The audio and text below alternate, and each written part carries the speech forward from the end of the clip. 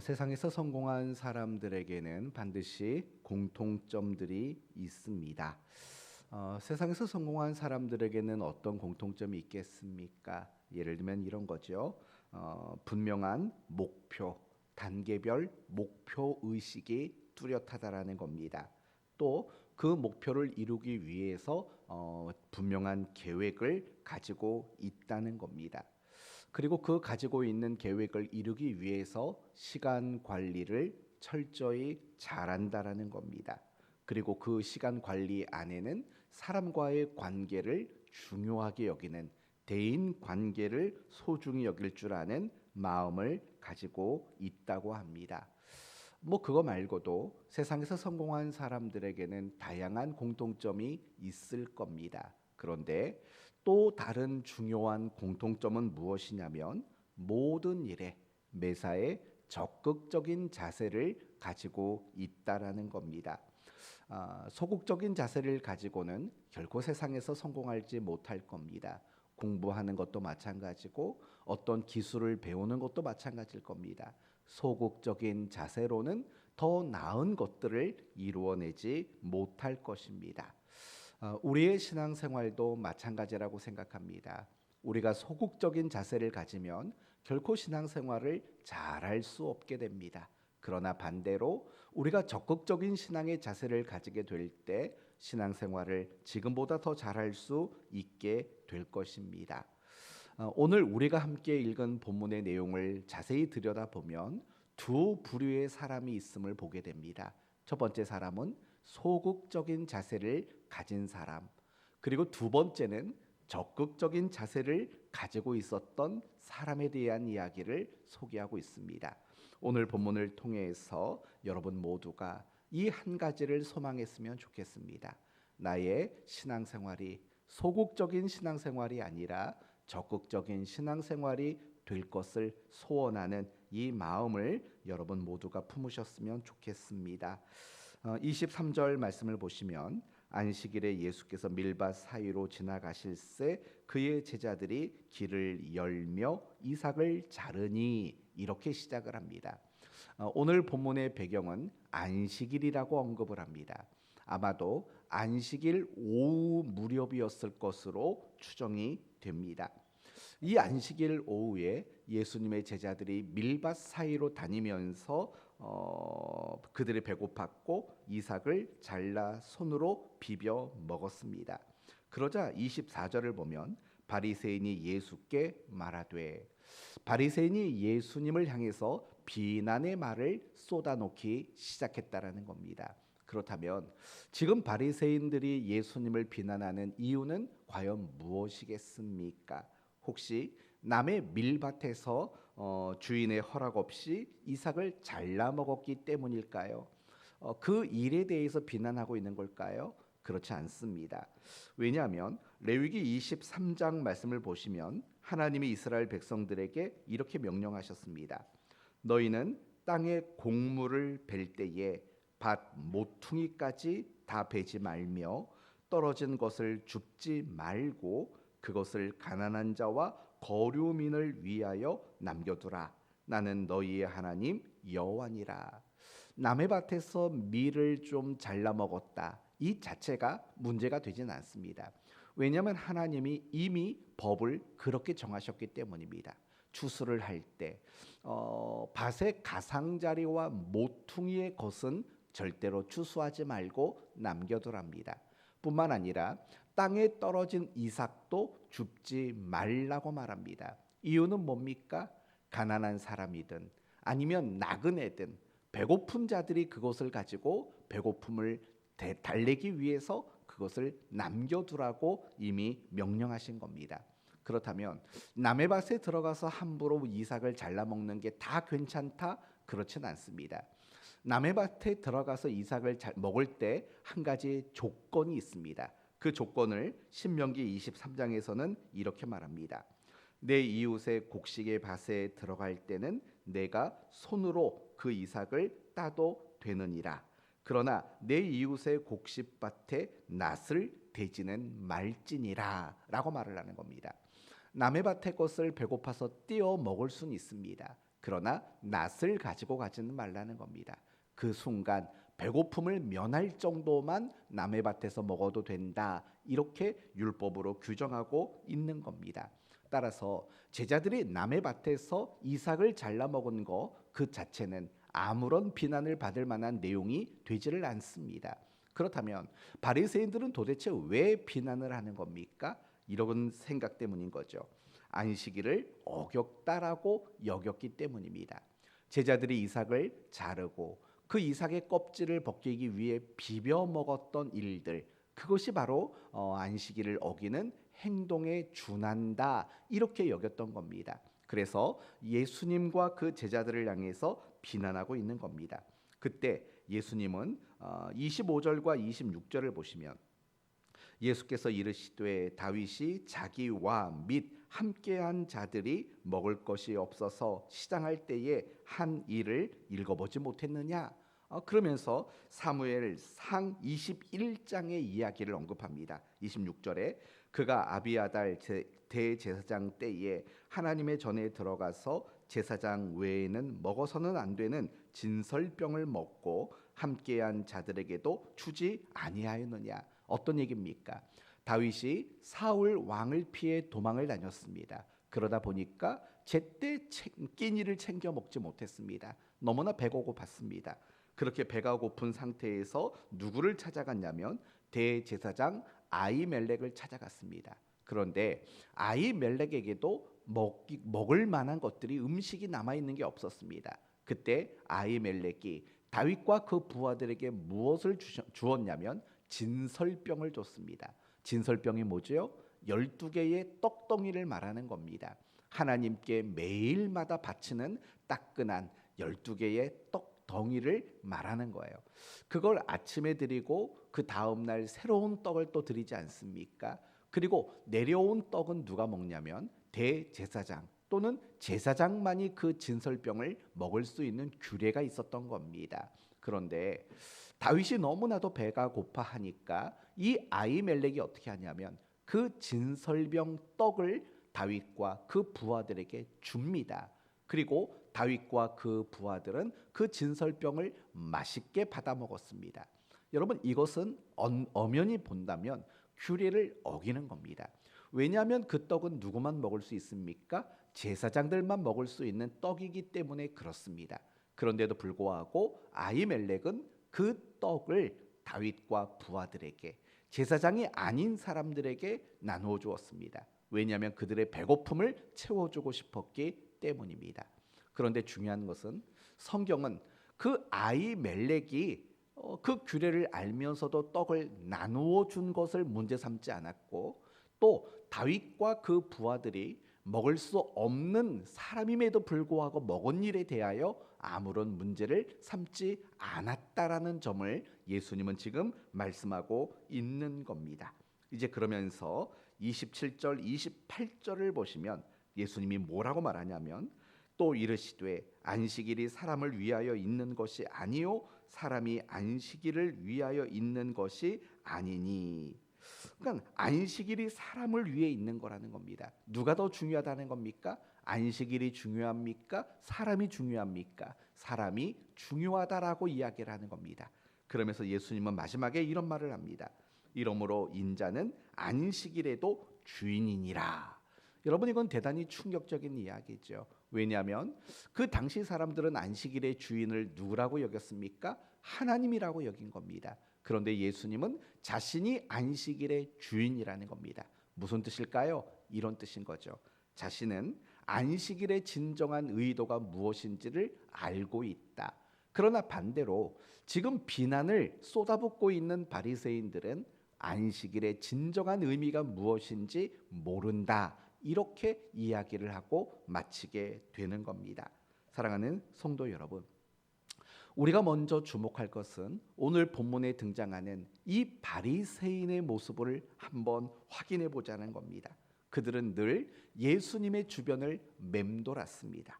그리고 예수님의 말, 예수님의 행동, 그런 것들을 끊임없이 비난했던 사람들입니다. 그렇죠? 예수님을 늘 지켜봅니다. 주변을 맴돕니다. 말과 행동을 보면서 늘 비난을 일삼았던 사람들입니다. 어쩌면 우리의 모습도 이 바리새인의 모습과 같을 때가 많습니다. 우리는 늘 누군가의 주변을 맴돌기를 좋아합니다.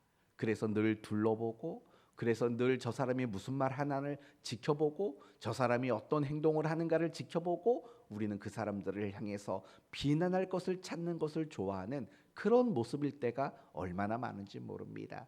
사랑하는 성도 여러분, 결코 그래서는 안 됩니다. 우리가 그리스도인으로서 누군가 주변을 맴돌고 누군가를 지켜본다면 그것은 그들을 돌보고 그들을 섬기기 위한 목적이어야만 합니다. 그들의 말과 그들의 행동에 잘못된 것들을 꼬집고 비난함으로 나를 증명하기 위한 그런 모습이어서는 안 된다는 것을 우리는 기억해야 합니다. 항상 남을 비난하는 일들은 우리 그리스도인들에게 어울리는 일이 아니라는 것을 여러분이 꼭 기억하셨으면 합니다. 그런데 이 바리새인들은 늘 예수님을 비난했어요. 오늘 본문을 보면 예수님을 어떻게 비난을 합니까?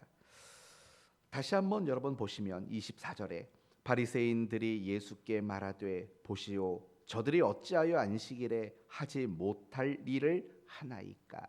여러분 이 대목을 주목해 보셔야 돼요. 하지 못할 일을 하나이까. 다시 말한다면 하면 안 되는 걸 왜 합니까? 라고 비난을 했다라는 겁니다. 그런데 이 바리새인들이 예수님을 비난한 게 어디 한두 번이겠습니까? 그거 말고도 비난한 것들이 너무나도 많습니다. 예를 들면 누가복음 5장을 보시면 예수님이 중풍병자에게 이런 말을 합니다. 내 무엇을 사함 받았느니라? 내 죄를 사함 받았느니라. 예수님이 이렇게 먼저 말씀하셨어요. 그 말을 듣고 아니 당신이 뭔데 그런 말을 합니까? 하지 말아야 될 말을 왜 합니까? 라고 예수님을 비난했어요. 또 누가복음 5장에서도 예수님이 레위, 세리 레위, 우리가 잘 아는 마태를 말하는 겁니다. 마태의 집에 들어가서 여러 부류의 사람들과 함께 앉아 식사하고 이야기하는 장면을 보면서 뭐라고 비난을 하냐면 왜 당신은 가지 말아야 할 사람의 집에 들어갑니까? 왜 당신은 세리 가까이 하면 안 되는 사람과 왜 가까이 합니까? 라고 비난을 하는 장면도 나오게 됩니다. 그러니 지금 이 바리새인들의 말을 비난의 말들을 생각해 보십시오. 공통점이 있습니다. 왜 하지 말아야 할 일을 합니까? 왜 가지 말아야 할 곳을 갑니까? 왜 만나지 말아야 할 사람을 만납니까? 여러분 혹시 이들의 비난의 공통점을 찾으셨습니까? 그들은 다 한결같이 하지 말아야 될 것, 거기에만 그들이 관심을 가지고 있다라는 것을 우리는 볼 수 있는 거예요. 바리새인들의 특징은 항상 그거예요. 하지 말아야 될 것을 하느냐. 결국 그들의 신앙은 어떻게 말할 수 있냐면 대단히 소극적인 거죠. 하지 말아야 할 것에 관심과 중점을 가지고 있는 신앙, 바로 그런 소극적인 신앙의 자세를 바리새인들은 가지고 있었다라는 거예요. 그리고 남이 하지 말아야 될 일을 하는 것을 보면서 그들은 누군가를 비난하는 이런 일들을 늘 해왔다라는 겁니다. 이제 우리 자신을 잠깐 생각해 봅시다. 혹시 여러분의 신앙이 바리새인의 신앙과 비슷하지는 않습니까? 남을 비난하는 거, 그거 뭐 그런 모습들이 바리새인과 비슷하지 않습니까? 더 나가서 여러분의 신앙의 모습이 또는 여러분의 신앙의 자세가 혹시라도 소극적인 그런 모습으로 바리새인들과 비슷한 모습들은 혹시 아니십니까? 내가 신앙생활을 하면서 최소한의 신앙만 지키려고 하고 있지는 않습니까? 술 안 먹는 거, 담배 안 피는 거, 욕 안 하는 거, 도둑질 안 하는 거, 살인하지 않는 것, 간음하지 않는 것, 밥 먹을 때 기도하는 것 등등, 내가 정말 최소한의 모습으로만 나는 신앙생활을 하고 있는 것은 혹시 아닌지를 생각해 보셔야 돼요. 만약에 나의 신앙이 최소한의 것만 지켜내는 신앙이라면, 또는 하지 말아야 될 것을 안 하는 것에 집중된 신앙이라면 어쩌면 오늘 이 시대의 바리새인은 우리일 수도 있다는 것을 기억하셔야 합니다. 하나님은요, 우리가 소극적인 신앙을 가지는 것을 원치 않으십니다. 마태복음 23장을 보시면 여러분이 너무나도 잘 아시는 바리새인들을 향해 예수님이 화 있을진저라고 책망하는 장면을 아실 겁니다. 왜 그들을 책망했을까? 그들의 책망 중에 이런 내용이 나옵니다. 근처에 11조를 드리고 안식일에 일에 2번을 금식하고 이런 얘기가 나왔던 말이 뭐냐면 더 중한 바 의와 인과 신은 버렸도다라는 말씀을 여러분 아실 겁니다. 여러분이 이 말씀의 뜻은 결국은 소극적이라는 거예요. 더 중요한 것은 붙잡지 않는, 덜 중요한 것에만 목을 메고 있는 신앙, 소극적인 신앙을 예수님은 꾸중하고 있었다라는 겁니다. 어디 그뿐입니까? 마태복음 23장의 말씀을 드렸고, 이제 요한계시록 3장을 보면 라오디게아 교회를 향해서도 뭐라고 꾸중을 합니까? 너희가 차든지 더웁던지 하라라고 꾸중을 합니다. 무슨 말이죠? 그들은 뜨겁지는 않았다라는 겁니다. 그들은 적당히 했다라고 꾸중을 하는 거죠. 또 이사야서 1장을 보시면 이스라엘 백성들을 향해서 꾸중하시는 장면이 나옵니다. 뭐라고 꾸중을 하냐면 너희가 내 마당만 밟았느니라 라고 이야기를 합니다. 마당만 밟았답니다. 무슨 말이죠? 이것도 역시 소극적인 그들의 신앙의 자세와 태도에 대해서 지금 하나님이 꾸중하고 있다라는 겁니다. 이처럼 하나님은 우리가 정말 소극적인 신앙의 자세를 가지고 있는 그것을 기뻐하지 않는다라는 점을 우리에게 말해주고 있는 겁니다. 결국 오늘 본문이 말하는 바리새인들의 신앙의 모습은 소극적인 신앙의 모습이었습니다. 그렇다면 예수님의 신앙의 모습은 어떠한지 보십시오. 25절을 보세요. 25절 예수께서 이르시되 다윗이 자기와 및 함께한 자들이 먹을 것이 없어 시장할 때에 한 일을 잃지 못했느냐. 여러분 여기서 주목해야 될 단어가 뭘까요? 한 일, 행한 일을 알지 못하느냐예요. 우리가 24절에서는 하지 못할 일을 하나이까, 25절에서는 한 일을 잃지 못하였느냐. 예수님의 모습은 전혀 다른 모습이라는 거죠. 예수님은 했던 일들을 언급하고 있는 거예요. 항상 예수님은 해야 할 일에 관심과 집중을 가지고 있었다라는 거예요.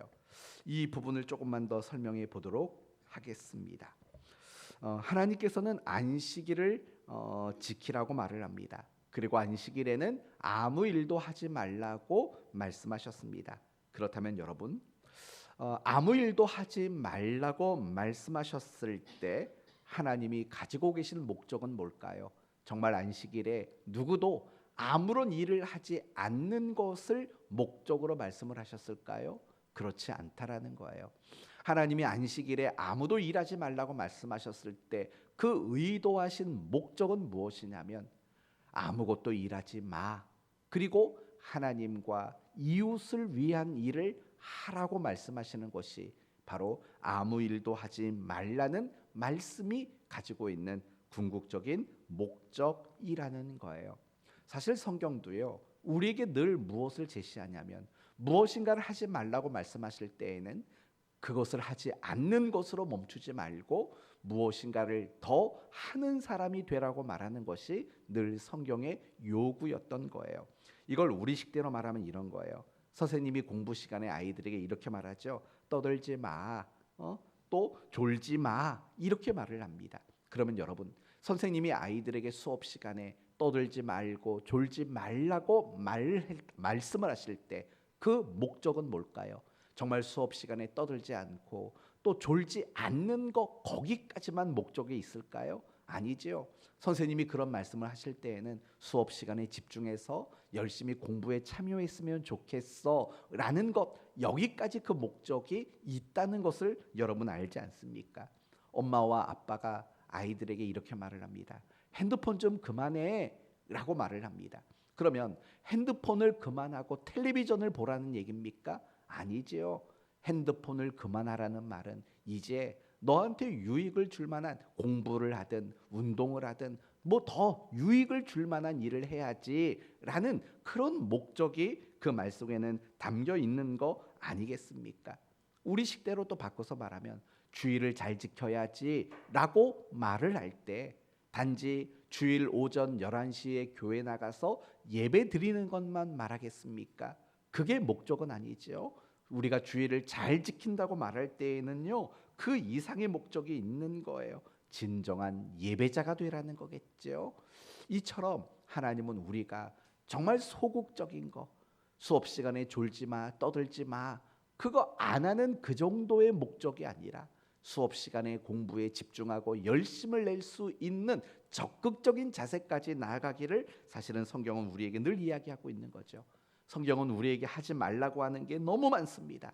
우상을 숭배하지 말랍니다. 그것은 단지 우상을 숭배하지 않는 것이 목적이 아니라 하나님 한 분을 잘 섬기라는 것이 목적이라는 것을 여러분 아시지 않습니까? 성경은 또 우리에게 누군가를 미워하지 말라고 말을 합니다. 그것은 미워하지 않는 것이 목적이 아닙니다. 그 사람을 도리어 뭐 하라는 걸까요? 사랑하라는 것을 목적하며 말씀하시는 거죠. 성경은 우리에게 또한 살인하지 말라고 말을 합니다. 사람을 죽이지 않는 것을 목표로 살라는 뜻이 아닙니다. 어떤 뜻일까요? 모든 사람을 사랑의 대상으로 삼으라는 것이 목적으로 우리에게 제시된 말씀인 거죠. 또 성경은 우리에게 거짓말을 하지 말라고 말합니다. 거짓말을 안 하는 것이 목적인 인생이 되라고 말하는 게 아닙니다. 항상 모든 말이 정말 진리를 담아내는, 정직을 담아내는 바로 그런 말이 되도록 하라라는 거겠죠. 진실한 사람이 되는 것이 목적으로 말씀하고 있는 거겠죠. 이처럼 하나님은 항상 우리에게 적극적인 신앙의 자세를 요구합니다. 여러분이 잘 아시는 로마서 12장 2절에 이런 말씀이 나옵니다. 너희는 이 세대를 본받지 말고라고 말을 해요.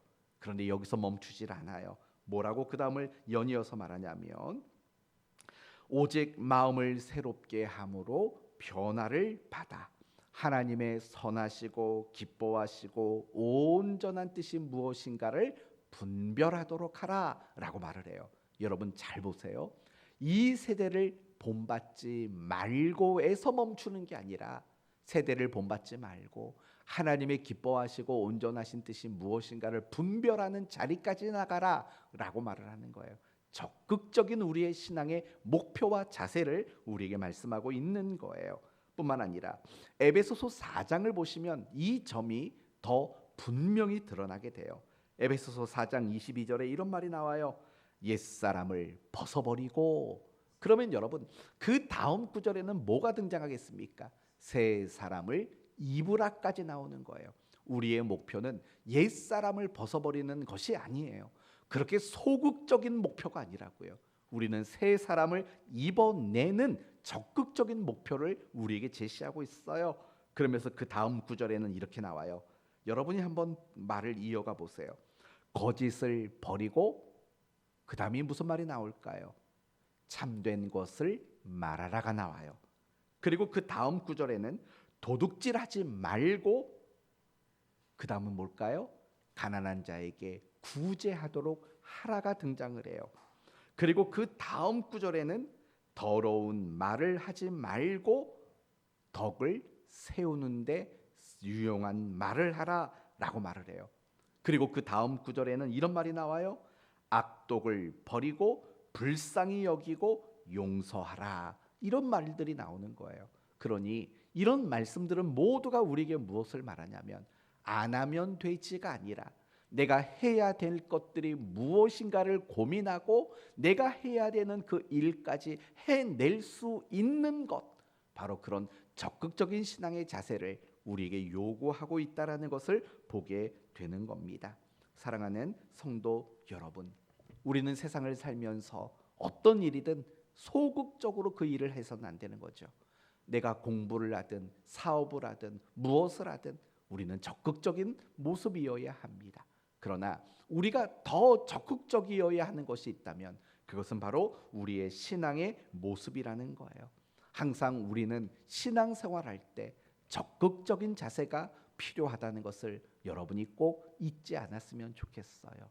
여러분이 예배에 나오는 거 아주 잘하는 거예요. 하지만 내가 예배에 나오는 것 거기에서 머무른다면 우리는 소극적인 신앙인 거예요. 그러면 이 예배와 관련해서 더 적극적인 신앙은 무엇일까요? 내가 예배 시간에 일찍 나가서 내가 예배를 위해서 미리 기도하거나 또는 그 예배에 선포되어질 말씀의 본문을 먼저 읽고 묵상하거나 열심히 찬송을 부르거나 열심히 말씀에 집중하거나 하는 이것까지 나가야 되는 거죠. 내가 예배 자리에 나오는 거 그것이 우리의 목표일 수는 없는 거죠. 그 예배 안에서 우리가 온 마음과 정성을 쏟아붓는 그 자리까지 나가는 것이 적극적인 신앙의 모습인 거겠죠. 또 기도도 마찬가지라고 저는 생각해요. 기도도 그저 내가 하나님께 구하고 싶은 몇 가지만 아뢰에 있는 것으로 멈추는 것이 아니라 내 기도의 제목도 고민해보고 내 기도의 제목을 적어도 보고 또는 내 기도의 스케줄을 좀 짜보기도 하고 내가 기도를 잘 했나라는 것을 점검해 보기도 하는 사실은 여기까지 나가는 것이 기도와 관련된 더 적극적인 신앙의 모습인 거죠. 큐티도 마찬가지예요. 2페이지, 3페이지, 4페이지 내가 읽을 것을 다 읽으면 내가 큐티를 마쳤다. 이건 소극적인 거죠. 내가 읽은 그 말씀들을 고민하고 조금만 더 생각해보고 내가 내 삶에 구체적으로 어떻게 적용하고 실천할 것인가 그리고 하루를 살면서 나는 그 큐티한 말씀대로 적용된 말씀대로 나는 실천했는가까지 확인하는 것이 더 적극적인 신앙의 모습인 거죠. 무엇보다도 여러분 우리가 신앙생활을 하면서 더 적극적이어야 할 부분이 있어요. 그게 뭐냐면 하나님을 닮아내는 거예요.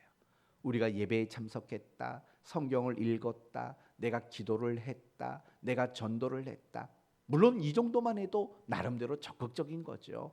그렇지만 거기보다 조금 더 적극적인 신앙의 모습은 내가 하나님을 닮아내는 자리까지 나가는 거예요. 여러분에게 늘 강조하는 게 그거지 않습니까? 우리의 신앙의 가장 궁극적인 목표는 하나님을 내 안에 채워 넣는 겁니다. 하나님을 내 안에 채우는 거죠.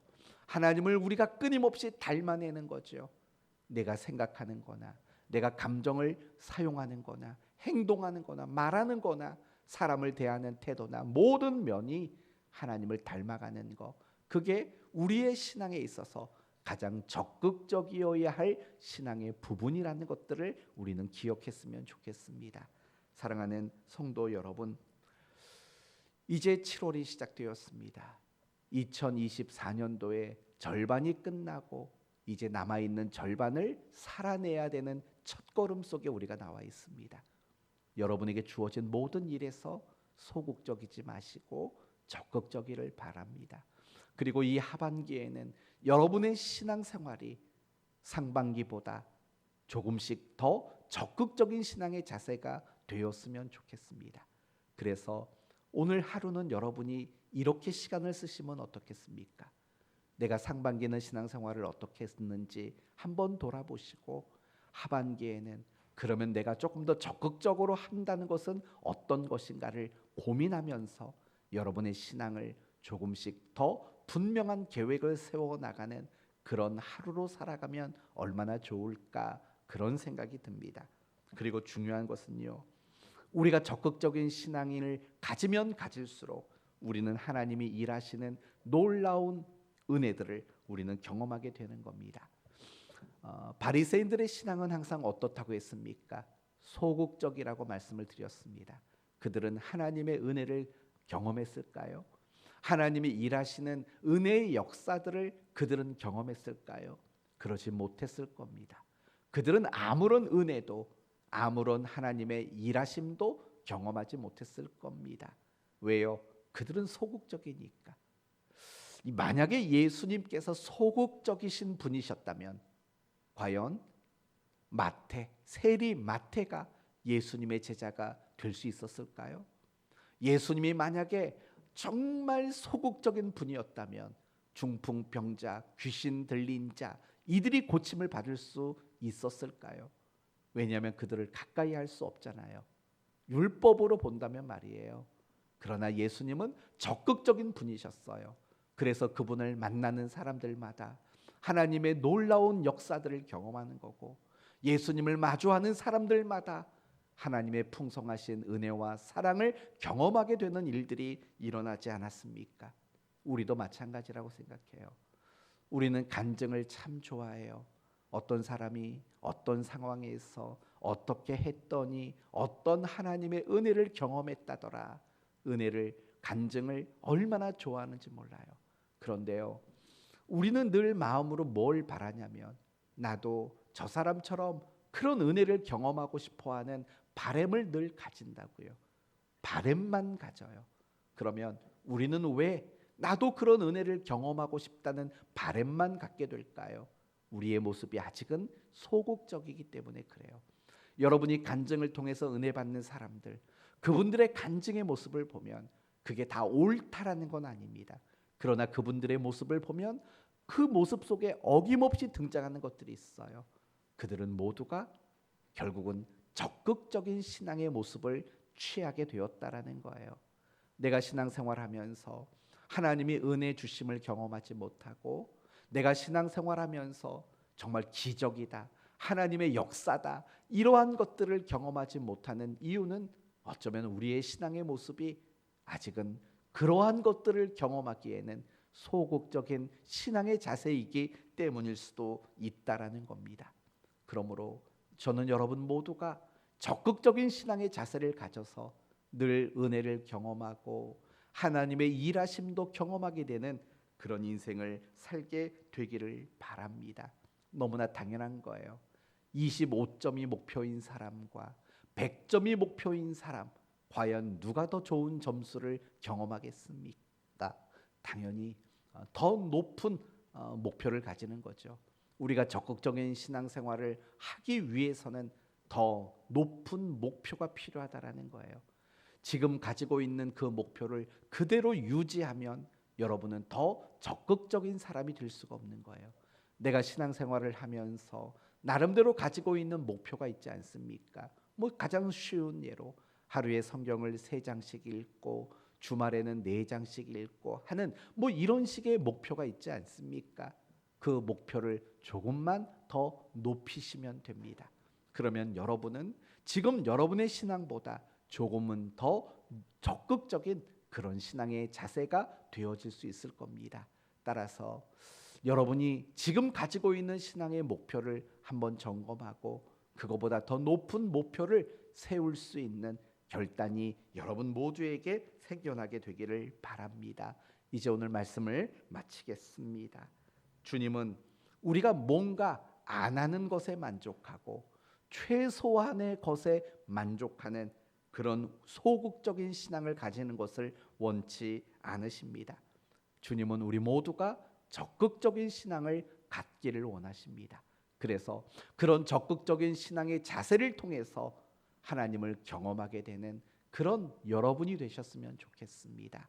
이제 시작되는 2024년도 이 하반기가 더 적극적인 신앙의 자세로 하나님의 은혜를 풍성히 누리게 되는 여러분 되시기를 바라고, 특별히 이번 7월 한 달이 여러분의 신앙을 조금씩 더 적극적으로 만드는, 조금 더 높은 목표를 가지게 되는 그런 한 달 되시기를 예수님 이름으로 축원드립니다.